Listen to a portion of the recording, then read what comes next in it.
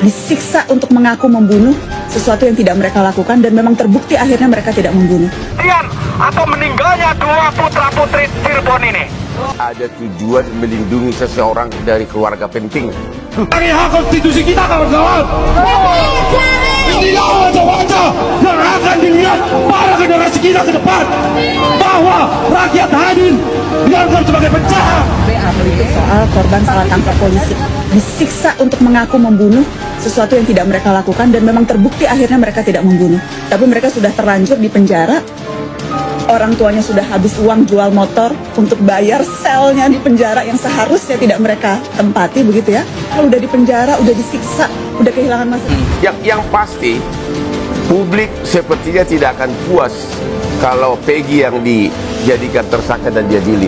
Publik pengen tahu apa skenario di belakang ini, apakah ada atau tidak. Aku pun tidak tahu sebenarnya kunci kasus ini, dan aku pun tidak tahu jawabannya benar atau tidak. Apakah ada tujuan melindungi seseorang dari keluarga penting? Itu yang masyarakat penasaran. Itu ya yang tersebar itu kan? Yang tersebar. Dan aku pun tidak. Ini hak konstitusi kita, kawan-kawan. Inilah wajah-wajah yang akan dilihat para generasi kita ke depan. Bahwa rakyat hadir dianggap sebagai penjahat. Di kantor Hansip sampai kantor-kantor pusat di Indonesia bicara tentang kematian atau meninggalnya dua putra-putri Cirebon ini. Maka kami hadir di sini adalah bagian daripada komponen masyarakat yang turut serta sedih, turut serta sakit, turut serta merasakan apa yang dirasakan oleh keluarga besar dari almarhum dan almarhumah. Betul? Mungkin dengar cerita langsung kronologi dari Pak Rudiana langsung berkaitan dengan kasus Vina sama Eki, Pak.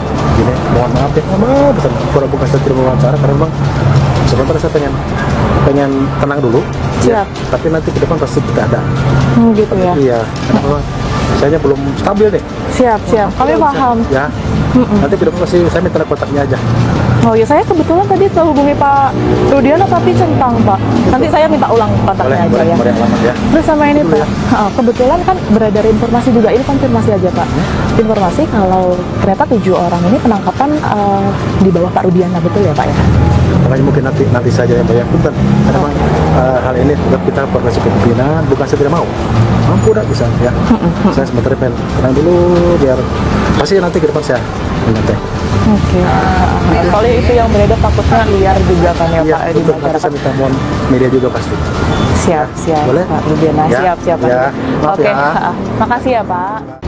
Fakta terbaru dari kasus pembunuhan Vina Cirebon, ternyata saksi kunci Aib berbeda dengan yang pernah diucapkan pada persidangan 8 tahun lalu, tepatnya 2016. Hal itu dikatakan Hotman Paris, kuasa hukum Vina Dewi Arsita pada Kamis 30 Mei 2024. Pada tahun 2016, Aib dalam kesaksian menyebutkan nama pra pelaku yang kini menjadi terpidana, tapi tidak dengan nama Peggy Setiawan. Mohon perhatian penyidik Polda Jabar kalau sekarang Peggy dijadikan tersangka atas kesaksian Aib dan Dede. Tapi ingat, di putusan 8 tahun lalu Aib dan Dede ini menyebutkan nama-nama di TKP tapi tidak termasuk Peggy, tegas Hotman Paris. Jadi pada waktu persidangan 8 tahun lalu Aib dan Dede menyebutkan nama-nama yang ada di TKP tidak termasuk Peggy, imbuhnya. Hotman Paris menyoroti Aib yang kini justru memberikan kesaksian berbeda.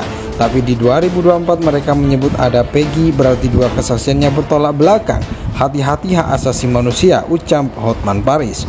Di tahun 2024, Aib mengaku melihat Peggy Setiawan terlibat dalam pembunuhan Vina dan kekasihnya. Berkat kesaksian Aib tersebut, Peggy Setiawan kini sudah ditetapkan sebagai tersangka. Aib mengaku kala itu melihat Vina dan Eki dilempari batu oleh Peggy Setiawan dan segerombolan pemuda yang kini sudah menjadi terpidana.